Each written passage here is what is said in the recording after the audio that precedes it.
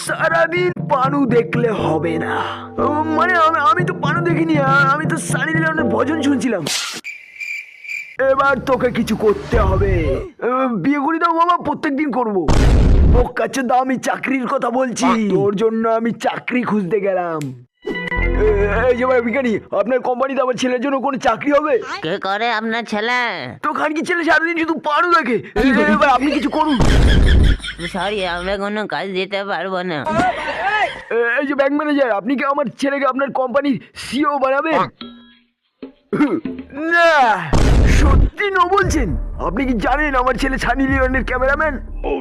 কি বলেন? তাহলে চাকরি কনফার্ম। আজকের রেজাল্ট দেব। বদনা, তুই 55% পেয়েছিস।